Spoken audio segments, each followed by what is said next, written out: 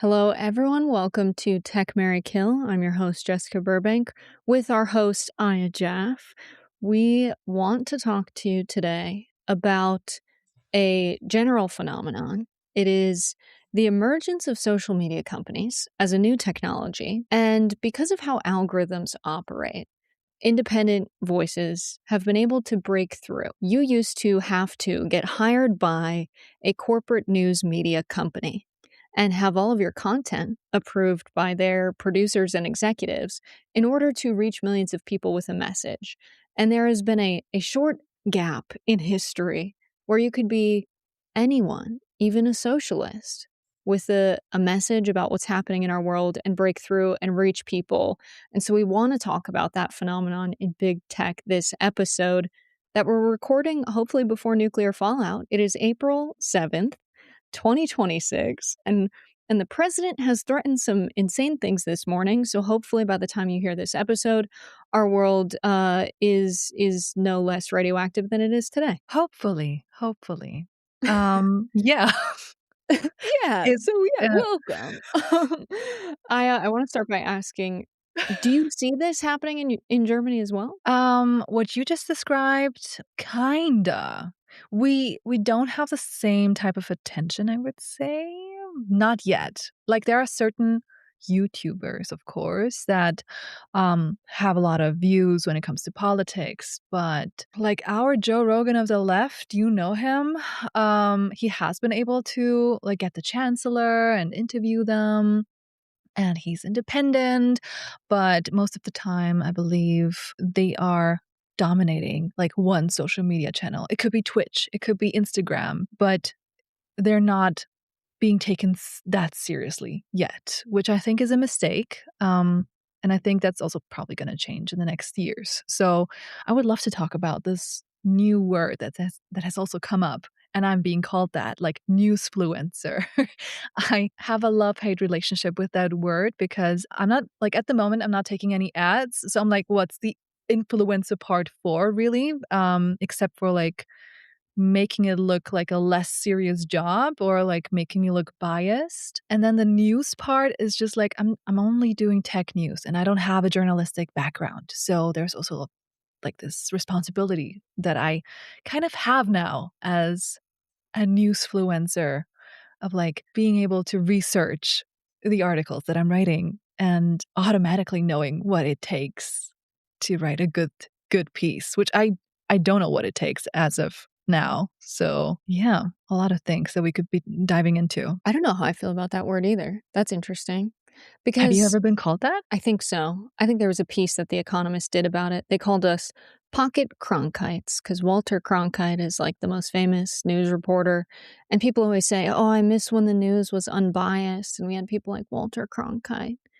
And that always enrages me because the biggest bias in news is what stories you cover and what information you include. Of course, Walter Cronkite was professing propaganda and, telling stories in a way that was appropriate for American exceptionalism and corporations and American supremacy in the world. It's not like he's giving you a fully neutral lens. He's coming with his own personal biases, and then, of course, the news network's biases, right? So the idea that because we're individuals, we must be influencing people to buy products, maybe, but no.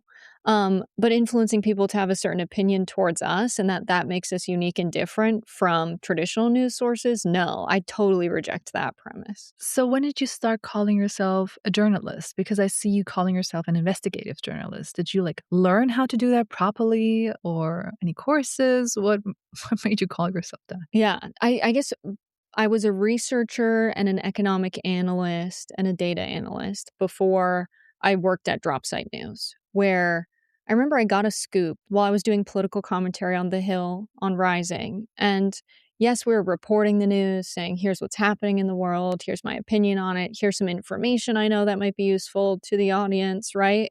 That sort of thing. But I don't think you're a journalist unless you're covering a story and providing information that the world would not know otherwise. There has to be some kind of original information you're providing as kind of a public service. And so it wasn't until I was, published by Dropsite, doing that I considered myself a real journalist. But people were calling me that before then. But I That's made so that hard line interesting. for myself. Yeah. I never looked at it that way, as in, like, okay, only if you are able to, like, really bring in something new. Maybe that's, like, the investigative part for me when it comes to, like, Yeah. investigative journalism. I feel like I'm radicalizing myself this past year more and more. And I am also, like, a victim of social media and my algorithms and, like, maybe the echo chambers that I create for myself and the newsfluencers I'm following and the news that I trust and, that I quote in my articles. I don't know how you think about, like, who you follow, because this was a bigger question for me a couple days ago when I was talking to a friend of mine. She's also, like, a newsfluencer, and I was like, "Wait, this account only follows 90 people. How would they even be able to, like, keep up with the news if they don't follow people who think differently than them or have any type of, like," yeah, I'm not sure how other people do it right now, but I follow people from left to right, and I feel like it doesn't say anything about where I stand per se. How do you think about that? Yeah, I've always been like this, and it was a problem at the beginning where I don't get news from, videos, short form, long form, I just podcast, I don't do it. I only read to consume news, and I think that helps me bring a unique or original or, like, my own personal perspective when I cover it and make my own content. And that means that I don't know a lot of people who do this, and I don't want to. Like, a lot of the people that are doing this job in the US are nepo babies and people who grew up with money, and their approach to politics, I think, is one in which they don't understand how the majority of people live in our country. So I read for information. I'm reading, like, the Wall Street Journal, I'm reading the New York Times, I'm reading Ken Klippenstein on Substack and Dropsite News and The Intercept and Zateo and the Quincy Institute and what they're putting out, following war reporters, not reporters, but like war analysts like Lyle Goldstein at the Naval War College. And like, I take all of that and then I form my own opinion and talk about it. So yeah, I agree with that though, that you need to be consuming a diversity of information and not just be regurgitating what you're hearing from people you already agree with. Maybe that's also, like, my next question. You mentioned a lot of newspapers that you follow, and I immediately went to, like, does she have a subscription for every every outlet out there? Because that also costs money, right? That's not covered by any other organization except you are paying for that, right? Yeah, I think maybe I'm at the point right now in my career where my Substack subscribers are enough that they cover my subscriptions. So, like like, yeah, I that's interesting. It's like, It's like you're they paying subscribe to me rent. so they don't have to subscribe to them, and they trust me that if I read something important, I'll tell them about it. Yeah. Yeah, I think that was how I went about it a couple years ago. I only followed, like, a couple of creators or, like, maybe 1 or 2 newspapers, and I hoped that they just cover everything that's important. And now I just do it completely differently because, yeah, as you said, I think we're all a bit biased, and I'm trying to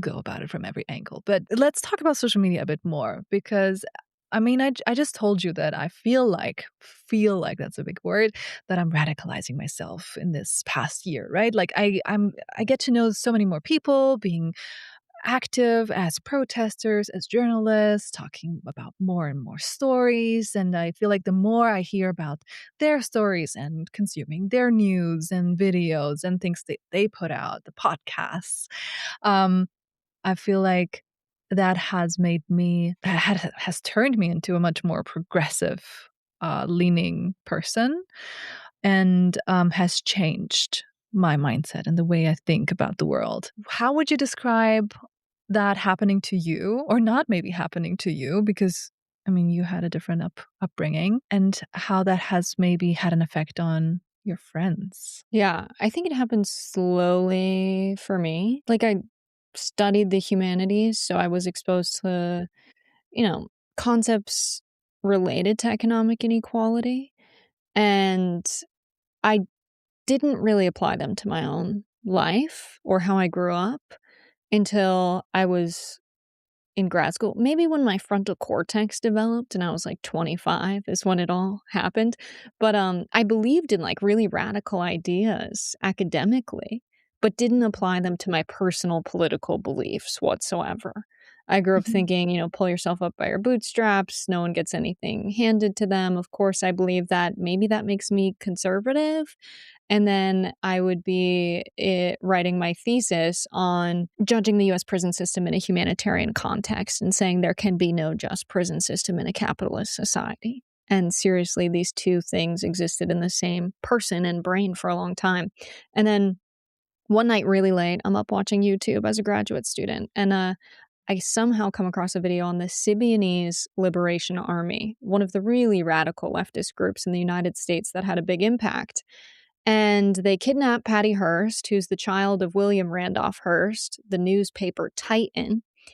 And she joins in and she says, I see how these people live. They're poor. They have no food. Tell the FBI that they have to come and bring these people food. And they come into one of the poorest neighborhoods in California, and the FBI just unloads trucks of food. And they say, see, look at all of the resources they have that they will not give the people, that they're withholding from the people and letting them starve in the streets. But when one wealthy person is kidnapped, suddenly they'll do anything Mm. to help them. And I remember watching this and thinking like, "Oh, I very much agree with these very radical people. Maybe I am a radical myself." And so for me, it was a piece of media on like a new media site that did it for me. So I guess I'm radicalizing myself too. I'm curious if for you, there's like, can you identify one piece of media that really had an impact? Ah, oh my god. I am thinking about these different podcasts that I was listening to on business. And I think they were pretty conservative. And like most of the time when I listened to them, I feel like that radicalized me. I was listening to some bullshit. And I had the feeling of like, I need to call my boyfriend and talk about it for a second. And I was just like so pent like there was so much pent up aggression inside of me that I kept just like talking about it for like half an hour straight. And I was like, what is he even talking about? It doesn't make any sense. And then I started like looking up the numbers, started like really like building my own narrative. And then I realized, hold up, somebody else has talked about this before. But it wasn't like this one podcast, right? Like that has done it for me. For me, I wanted to ask you about your screen time too, because I'm not someone who's like online that much, that often. I don't consume that much media. And sometimes I believe that makes me a worse creator out there, but I'm willing to take that because I genuinely believe that sometimes I'm showing signs of like being overwhelmed and like signs of like, oh, I don't freaking care about the news anymore. Like this sentence, once this sentence comes up in my head, I'm like, okay, take a break. Like you need to take a freaking break because you are not that type of person. Doesn't care about news. You just need to feel yourself again. So yeah, how high is your screen time? Do you know? I wish I knew. It's hard to separate, like, what is screen time of me consuming content versus making content. Like, am I writing in Google Drive? Am I editing a video? Am I recording a video? Am I captioning? Like, it's so I don't really know what it actually even is. But when I Sure. am consuming media, it's not news commentary, right? Sometimes it'll be Mhm. like, love putting on the Al Jazeera live feed, right? Um, Other than that, like when I'm scrolling, I'm watching the most brain rot, ridiculous content. And that I will maybe my screen time, if I were to say like just consuming content a day, maybe 3 hours, which I think is high because that's in addition to me on the screen producing my own. Do you know what yours is? I have no idea because I also don't know what I would Maybe count my as work friend said, and what I would count as, like, fun. Um, yeah. f it genuinely it's all blending in together because when I'm on Instagram and I see something interesting, I immediately try to, like, set up, uh, a piece, something that is, like that also doesn't just evolve in, like, one day. I keep coming back to it and then, like, thinking about it more and seeing more stuff, but yeah. I think Mhm. the brain rot content, I completely see myself doing that too. For me, that one is TikTok. There are so many creators that talk about political science too. And that's how I stumbled upon your content or your account too, which I love, by the way. That's Mary already. But like there have been other people that I have followed and unfollowed because they just I liked like one piece and then they keep doing that piece over and over again because I know that they know that it's gonna go viral, and then that's all they do. There's this guy, for example, that keeps quoting tech bros and what they have said, all the crazy things that they have said, and I know that he has been growing his account like crazy, like hundreds, thousands of people have been following him in the past 8 months, and I just hate that type of content because it doesn't do anything else except say how crazy they sound, and I feel like we need to do more. But, um, yeah, I those types agree, of creators. it's scary. Like, I'll follow someone and then I'm like, "Oh, this person seems good," like, because the video that came across my feed was good, and then I follow them and then I notice, "Oh, okay, you're the type of person that's gonna, like, get into controversies to get more views." You're not a someone who enjoys entertaining people, and you're Mm, not someone who's here for the sake of educating people.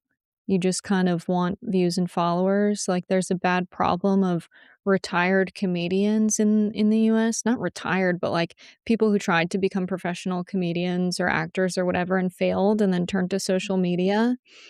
And I find that they're very difficult to hang out with and very difficult to follow because there's, a problem, especially on social media, of people who want attention, and that is the only goal. Like, there mhm. is not joy that they get from being creative or being entertaining or being informative, but they know if they talk about something controversial, it'll get views, and I don't know how we're gonna recover from this, but it is not good for people. I hate that. Yeah, I hate when I smell the clickbaity videos. I was gonna ask you though, how do you balance trying to be or, like, being seen online and, like, not turning to clickbaity stuff? Mm, yes. How do I not do it myself? I Yeah. think okay, so I published an essay on the syndicates of capital on YouTube. And I did it the only way I know how. I used to lecture for undergraduate courses in political science and international studies. And I was like, this is very much a political theory. I only know how to deliver this information lecture style. And I just did it, recorded it. And I was like, this is horrible. I shouldn't post this. And I was like, all right, but I already went through the process of like recording for an hour. So let me just get this out. And then it did really well. And I made the title so clickbaity. The title was this 20-minute lecture on global power will blow your mind, which is the most YouTube title ever. But Did you I also was use a okay. picture of, like, a brain exploding? No. No, I should've. I probably would've gotten more views if I did Yeah. that next time. But I think I'm okay, like, playing the algorithm game to an extent with that, as long as the content is not driven by views and it's, like, really what I think is important for people to know, then I'm good with it. Like, you can Mhm, start with a controversial first line to hook people, so long as you're leading them to something valuable. mhm. That's my balance. What about you? I think that makes sense because I know how much work goes into like some of the videos that I have watched on your channel. And I think you need to be using those clickbaity titles because if you lead with, you're going to learn so much learning this, like clicking on this video. I don't think a lot of people will feel like, yeah, at 2 a.m., let me click on this. Well, I'm not on YouTube yet. Maybe just like with our podcast, right? And I'm not using any clickbaity titles yet. Maybe I should start right after this one. I mean, I'm not a creator that makes money on social media at all, but I know that there are a lot of ways I could go about this, right? Like I am just starting to like gain a couple of followers on Instagram. So if I have this type of format, it's good enough that people want to reshare it. And it's these typical pictures of like with some quote, some opinion and like my face next to it. And I hate it. It's so cringe. This is also like, let's talk about the cringe mountain for a second, because it was so weird for me to be quoting myself. And I like looking back, I don't think I would have liked my content as the version I was like a year ago. But now I'm just like, yeah, whatever. I'm so happy that I can get my point across and people are like resonating with the things that I say and giving me feedback, and I'm getting to know so many more people. Yeah, it's just a question of like, how many platforms do I want to go on? Is YouTube going to be a new thing? Do I want to have any type of like Chinese social media because I studied Chinese studies? Maybe there's an in there because I'm interested in China. I think for now, I'm okay, I'm good. I'm making money giving keynotes and giving lectures. For me, that's enough to go on. I could make more money, I believe, if I say yes to ads, but I think it would take away a lot of my credibility in the long run. Yeah. Yeah, and ads are treated so differently in Germany, right? This is something crazy that you taught me, and it's definitely affected media and social media in Germany, but because of the restrictions on identifying branded or paid content, people will just put, even in slide decks during presentations that are recorded, like disclosure for an ad, just to cover their bases in case they happen to mention a product like Coca-Cola Yeah. as an example in their conversation and it gets flagged. Can you tell me a little bit about that? I think it's so fascinating. Basically, if they use the hairspray or like their own lip balm they have been using for the past 5 years, even if it was just a little bit visible, they would just say, oh, unpaid ad on the top right corner. And in Germany, we also have this rule of like journalists not officially being able to like put out an ad for anything that might have an interference with what they're talking about. So that's a thing too, that sometimes journalists need to find an alternative way to like make money. Either it's on Substack, but then even then they need to put out the ad block on there. So everything is basically an ad. When I go through my German Instagram, so many people that have an official Instagram account, like making money with their social media channel, they need to put out ad on every single slide almost, because you can see different brands in your day-to-day life. Like even right now, the books in my background, or I don't know, just me talking about, you just talked about Coca-Cola, right? I mean, Now I in would have to Germany, say we'll have this to. is not an ad. This is not an ad, and I'm not trying to make you Yeah. And in the US, like the politics of it all is getting to a point where influencers have been scrutinized and criticized for taking money from campaigns. And that's something I've never done, is take money from a candidate to support them. Hmm. And so, but I do know that there's a lot of people who do. Mhm, And that's fascinating to me because, like, campaigns also are spending a ton of money on their own digital teams and building them up. And it used to just be like cable news would run commercials for candidates. mhm, And now it's no, they need to constantly be pumping out videos on social media. And there's such a huge amount of money going into, especially on the left, like the Zoran Mamdani campaign, I think was won on the internet in a lot of ways because he's such a media personality. He's so good on camera. He's just like the same likable guy he is in person in front of a microphone and camera, which is hard to do. And mhm. so that's been a part of his success. Bernie campaigns being so good at digital media is a part of his success. Are you seeing in Germany that alternative media, as we call it, like social media, being influential in elections? Yes and no. I think that's a pretty new phenomenon that has happened, like, in Germany, with especially with the left and the right. They have both kinda dipped their toes in social media. So, I think a couple years ago, it was more so the right that have instrumentalized all of these TikTok accounts, and like, not those were not real accounts, but they just flooded it with AI videos and text and whatnot. Like, they were all over the place. And then the progressives, or like center people, were like, okay, we need to do something about it. And then they started this whole hashtag of like reclaim TikTok. So under that hashtag, a lot of people the Green Party or from certain climate movements. They were like, okay, we're just going to put out videos and combat that. And I feel like with the last election, we really saw the Mamdani effect.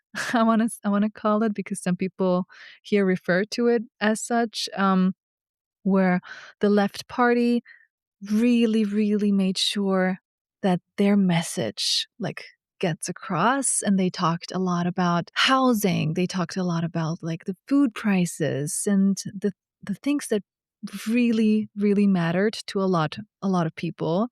And I think they had doubled their voter turnout. And that was amazing. That was everywhere. And all of a sudden they were relevant again. And they had all these individual accounts. It was not just the account of the party itself, but all of these different people that I also got to know, and that made the whole party way more accessible to me. And I was like, that's so nice. This is the type of content I want to see. I don't want to see you doing stupid TikTok dances or using AI just to flood the zone, but I want to see more of the Mamdani effect of yeah, go on Subway takes and let me know what you stand for. What is it really that you are campaigning for?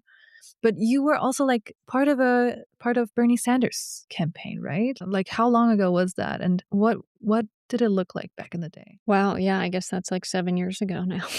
Um, wow. 2019, yeah, I went out to Iowa for the Iowa caucuses, and they will staff up in the summertime, like, maybe July, and the caucus won't be till early February. So Mhm, you're there for months, and I was a grassroots organizer, of just a field organizer, an entry-level position. That's what I did immediately after grad school, and you get paid, I don't know, $27,000 a year, much below median income in the United States, to just talk to people about politics. And I did it just because I believed in him, believed in his campaign, thought he was, the only real answer to a lot of the problems we were having. We had so much hope. And so then COVID became a problem in early 2020, and we couldn't be out knocking doors in the field anymore. And so that ended March. mhm, And a lot of us had some severance pay when he dropped out. And then we all had to find new jobs in the middle of COVID, which was terrifying. But yeah, that's my only real experience with electoral politics in the US. mhm, I, liked the Mamdani campaign, made videos supporting him just because I believed in him personally. And mhm, I'll interview candidates. But beyond that, I think that the amount of money Americans spend on elections and campaigns is too much. We mhm. can't always be campaigning. I call it the political industrial complex. People call it all sorts of things. And there was also a thing that was lifted, right? A sort of limit that of what could be spent on those types of campaigns. Do you know more about that? Can you talk a bit more about what those limits are? Because we have those limits here as well. I have no idea how high those budgets go, but you can definitely see that they don't have a lot of money, because in the newspapers there was, for the very first time, an article, and that made big waves of the left party paying an influencer what, a couple €100, which is nothing, for a couple of TikToks. And then they were like, oh my god, this is the US, and the same thing is also happening, but it's not the same thing at all.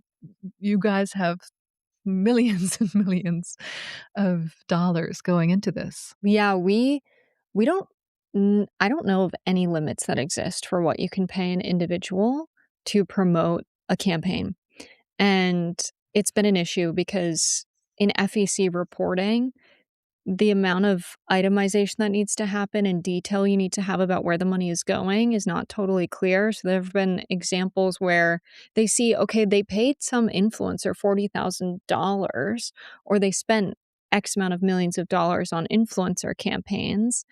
And people now want more transparency into who was paid to say what and when, so that they know that what they're getting is not this person's authentic opinion. It's actually something they were paid to support or promote or say, and I think that's good. Are you talking about some type of register? Right, kind Or of. is it So the German model of ad? it's, no, so it would come up in FEC reporting, so the Federal Election Commission, they require disclosures of how you're spending campaign finance money. And that's why there was recently an article saying, oh, AOC is paying some psychiatrist who's been known to prescribe ketamine out of the campaign budget. But like, it makes sense if you're getting inundated with negative attack ads constantly, that Mhm. therapy is a part of your campaign budget, right? I think that makes sense.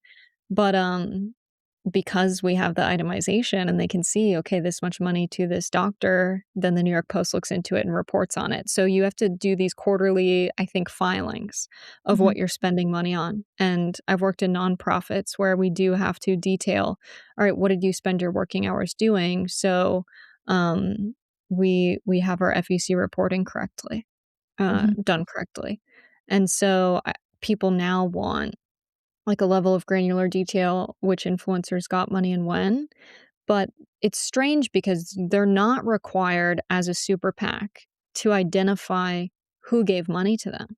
Mhm. So we want a level of detail of who's receiving money, but for some reason we don't have a similar amount of like rage right now about who's giving money to certain campaigns. What tech billionaires are paying off our politicians. We know like Peter Thiel gave the most amount of money, single donation ever to a Senate race when JD Vance was running in Ohio recently because of FEC reporting. But like we for chorus creators, that became a huge story too, that we didn't know where these Democratic influencers were getting PAC money from because it's like a nonprofit C4. They don't have to disclose all of their donors. But wouldn't there be a lot of interest on both sides to get like more transparency into this? Because I talked to a lot of wait, maybe 5 political influencers in the US, and they said that they regularly get accused of, like, having taken money and not being able to say that they haven't. That, that is a big problem. I can believe that might be a thing on the Republican side as well. Yeah, I think we all want it. And it's hard when the politicians that benefit from this system are the ones that we count on to do something about it. Mm, 'kay. So I mean, I want it. I think maybe there's a lot of influencers who don't want it, Mm, but I do nonprofit advocacy work. So like I'll do like a video for reducing pollution and getting big oil to be accountable or something, right? And that's a nonprofit, but it's an issue I support. But there are people that are not picking campaigns that they support, and instead they're a political influencer for money, and they'll support the far right and say great things about Israel for 5 grand for one video or more. mm. And now, like, NDAs are starting to become a regular thing, so they'll never be able to disclose they were paid to say their opinion, so it's getting messier. What do you think was the role of social media, like or is going to be the role of social media now that we have so much more AI content, right? Like, I'm not sure I even trust the people I'm following fully anymore. I catch myself being like, okay, go back to a regular newspaper where there's a team of 20, 50 people having a say on what's okay, what's not, and how to put it out. Because at the end of the day, I am looking for quality. Do you think that trend is going to reverse or go into a different direction? I feel like the deepfake issue is gonna be a permanent problem. Mm, After Netanyahu posted that cafe video, like, "Oh, I'm alive. Look at me," and people were analyzing it, trying to say, "Oh, it's AI because of this exact moment where this thing happens." Like, mm. and someone said, "This is the Mossad running an op so that they know exactly what people are looking for in a video and identifying. So now the next time they really need to do a deep fake, they have everything that you are looking for." I thought that was hilarious. And how terrifying that the misinformation could come directly from a primary source. It could come from the head of state of a government. And I guess that's always been a problem to a degree, but to be able to fake a video is just terrifying. Mm. And I see videos of Trump saying something ridiculous, and my first thought is, okay, is this AI or is this real? And now I have to go to the White House press briefing YouTube video and try and Yeah. find the exact quote. Okay, yes, it's real. He said that. Maybe the solution is the audiences are gonna need to take on more responsibility than they have before when it comes to trusting creators to have primary sources. Like, we're not going to be able to follow people that are just posting raw videos on a faceless account.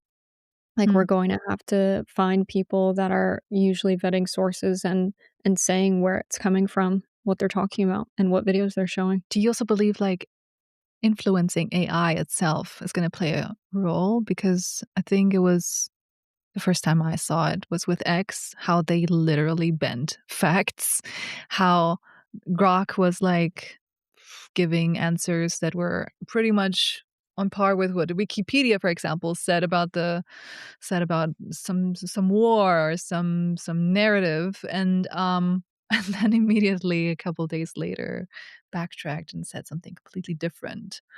What do you Yes. think is the role of AI in that sense? So I had a glimpse of this when I was promoting the first Syndicates of Capital piece I put out.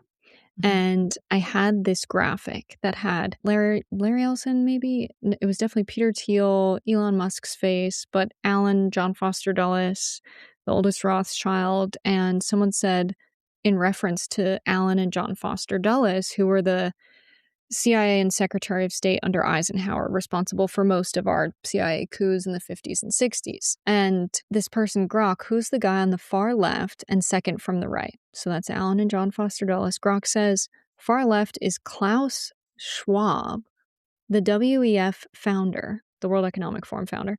And Mhm. second from the right, Warren Buffett, Berkshire Hathaway CEO investor. The collage seems to illustrate the influential capital figures tied to the syndicates theme in the post. So I replied to Grok, I said, what the F? No. Far left is Alan Dulles, and second on the right is John Foster Dulles. And Grok was just like, oh yeah, you're right. And I was just like, is this intentionally misleading people to like not look into the history here? Or is this just an accident and Grok is getting Mhm. it wrong and assuming something, making connections that aren't there? So I think it's going to be a huge problem. And it probably is where there's not someone to correct it. I think it's just making me so sad because I've seen this industry from the inside and I'm just like, I know exactly like when I saw this happening and or unfolding as a technology itself, I was like, how are we going to take care of this? And I genuinely had no answer. And then now we know it's just not getting regulated at all. How do you Yeah. feel about it going back to an old school approach of you need to say your sources in the piece? Like, do you think people will be so fed up with AI that there's going to be a demand for that? Or do you think that that's just going to be boring and AI that's just interesting but wrong will be favored in algorithms and by users? I think for most people, they're just gonna ask AI to go through the news for them or like ask how things are happening or how things or explain basic things. I can see it with my parents that when they look up something in Arabic, for example, I can see that they get even worse news quality wise with the AI they're using. But I can see that they have tried like different AIs. They have their preferences when it comes to AI. So maybe the future of this would be, I don't know, Al Jazeera putting up their own AI that is fed up with their own articles and that people don't have to change their habits, but like just or like merely change the AI agent they're talking to. I could see that happening, but I'm not sure how much money they're willing to put into these types of projects because I have talked to, at least in Germany, I've talked to so many newspaper outlets and also like big newspaper outlets, and only the biggest organizations were like mildly interested in using AI or putting up their own AI, but instead they pursued having a contract with OpenAI themselves. So that's crazy for me. Those are different business models. I also wouldn't know how to I worked as a consultant and I wouldn't know how to consult publishing houses at the moment to go about this. Because even if you have your own AI for your own articles, like let's say really that Al Jazeera has its own thing, you can never be sure if it's like hallucinated or like even then errors are possible. I don't know what the upsides would be really and if we should just tell people to go back to the old ways and like try to read news from a trustworthy source and hope it's not as biased as the rest of the news that they see online. Mhm. I have But no people idea. really do like the conversational method of getting information. They've gotten in the Mhm. habit of, like, asking a question to a chatbot Mhm. to elicit a response, and it's created, like, a laziness and information seeking among people. It's almost, like, trained everyone to get information in this way and make them dependent on it and form a habit that they can't break. I notice, like, just people in my life, people who are smart with college degrees will ask me, "Oh, what do you think about this thing happening in the economy right now? What do you think about what the stock market's going to do?" And it's like, you have all of the tools you need to seek financial news and prediction on this, but we're all being trained to not do that. That Mm. it's a laziness to just wanna be able to ask a direct question of what you're wondering about and immediately get a response with information, and I think people are so caught up in that habit, and it's so easy that they're willing to look past a known reality, that they're being fed Yeah. information that might not be true because it's hallucinating, but also that is being curated by a corporation with its own interests of what it wants you to know. And I think also the vast majority is still going on vibes. Like if I think of who those people are that vote for the far right party, they think they're doing everything they can for the working class people. And I'm like, wow, that's a gross misunderstanding here. This cannot be solved by just showing you a couple of articles. This is just merely them believing something based on the pictures and the faces they're seeing and their main slogans. I think that's also like why Mamdani was like really popular because even in Germany, I was seeing his campaign videos online. Like it was bleeding through our algorithm too. He was like going viral with the easiest slogans ever. And I was like, yeah, I support this candidate. Yeah, let's support Mamdani from Germany. It doesn't make any sense for me to be this excited about the candidate in the US, but I was. Yeah, I think that's what we're gonna see more of. Just people Yeah. going on vibes. There's a part of me that I'm like, "Ugh, is it different from what we've had now?" Because, like, Fox Mm, News, people watch and they hear not necessarily fake numbers on crime, but a story every single day. "Oh, crime. Look at this crime that happened. Oh, crime is getting out of hand. Immigrants are doing crime," right? If they run enough stories, they've repeated the information enough that people believe this to be true at scale about the world despite statistically crime going down, and I think that it's scary to see AI take over our media environment, and it's scary to see disinformation on social media, but then there's also this part of me that says, "Okay, but is this worse than the regular programmed propaganda we had on traditional news?" And I mm. don't know if, like, the actual impact and effect is better or worse or the same, just like a different kind of evil. I don't know. I mean, it's impossible to even answer that question or measure it. It is impossible, although I would say it's way more personal this time around. Like, my AI really knows me inside and out because I feed it a lot of information and I work with a lot of different models. So, if they really had a plan to manipulate me, which I think, I mean, of course, some of them do for certain people, then I wouldn't exclude myself from falling victim to that type of manipulation tactic.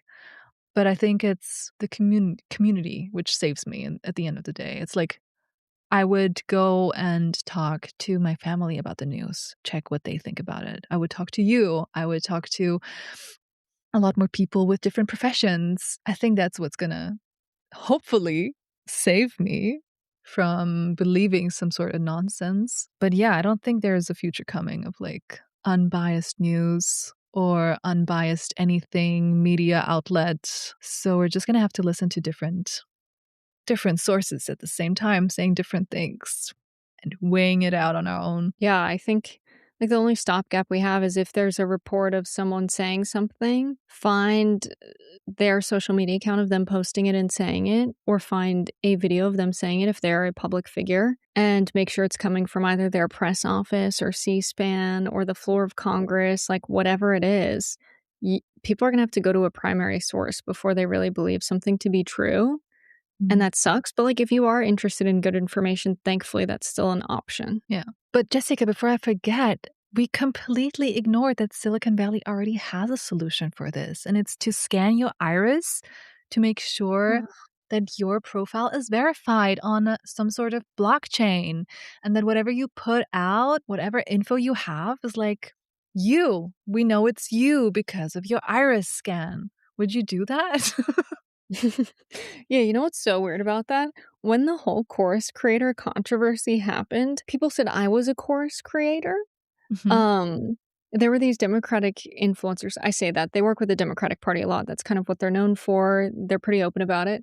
And someone made a video saying, like, the journalist who published this works for an org with financial ties to the billionaire Pierre Omidyar. And I'm Mhm. looking at this green screen of the document behind him. I asked ChatGPT, find this financial disclosure form from this organization. ChatGPT gives me a link. I click on it, and it brings me to fec.gov, right? It's the real form. And I'm like, oh, okay, like this is the form he had. I put it in a group chat. There's a screenshot of me saying this in a group chat.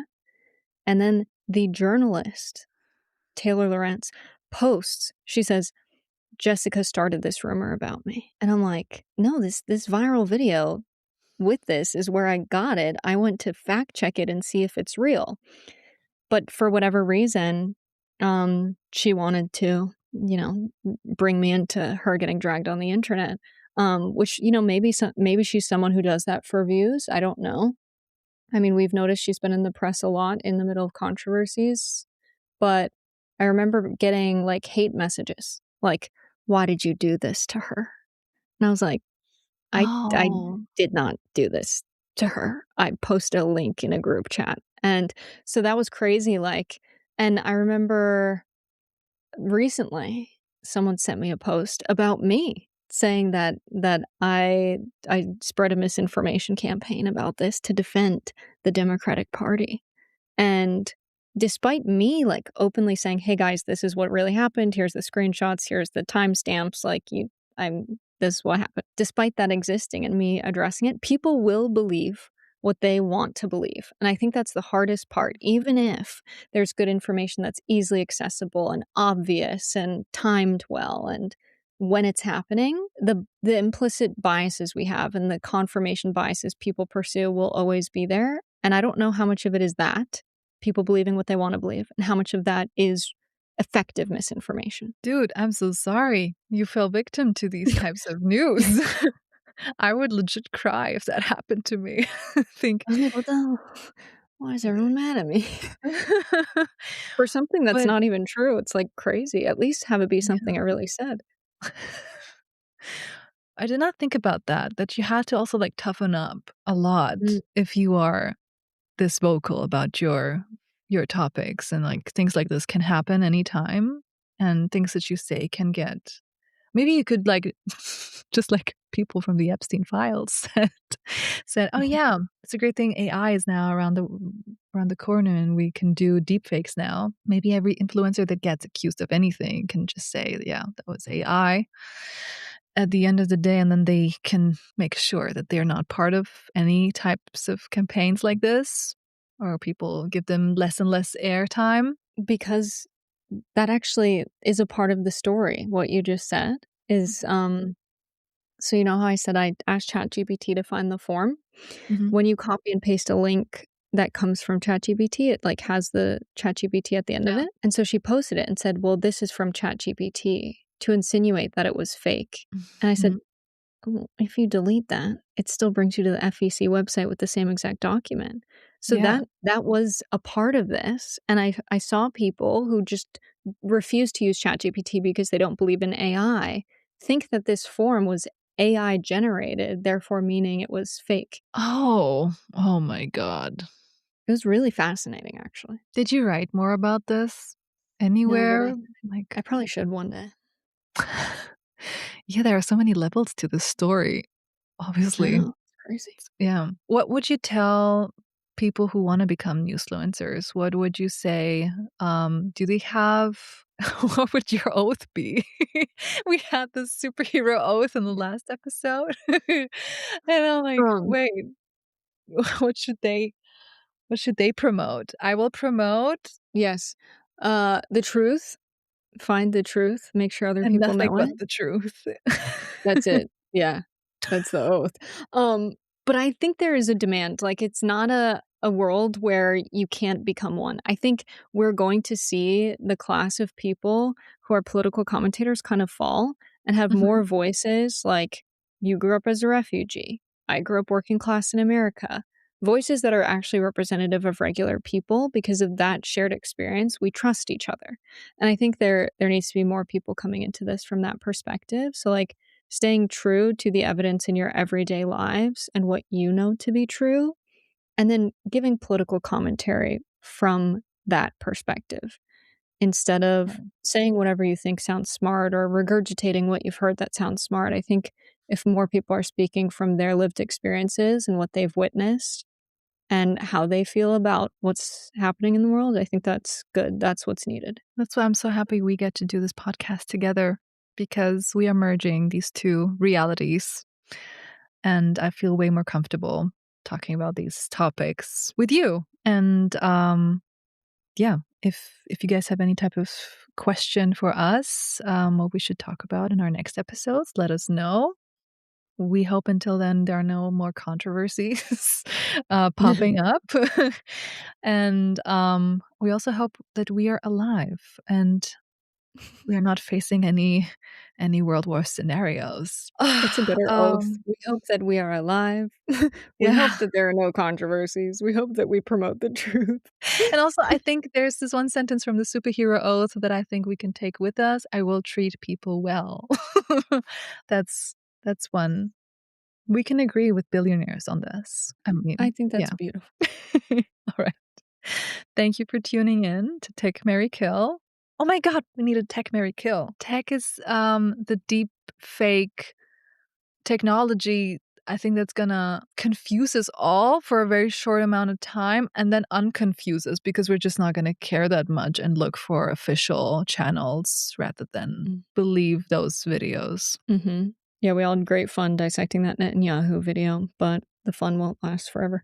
Oh, wait. Kill already. I think Oh. maybe people using AI as an excuse for things they actually did in the Epstein files and Mm. having that be an out, like the ridiculousness of our news cycle, Trump saying things like, "We're gonna end this civilization," and people might be like, "Ah, he didn't actually say that." It's given people permission to ignore atrocious realities and also been used to generate fake news rage over things that are not real. Yes. That is yeah, let's kill that one. That sounds great. And we will have a Mary for each other because I think it's great that I found your account and that we found each other through these progressive topics via social media. Yes. Thank you to the algorithm.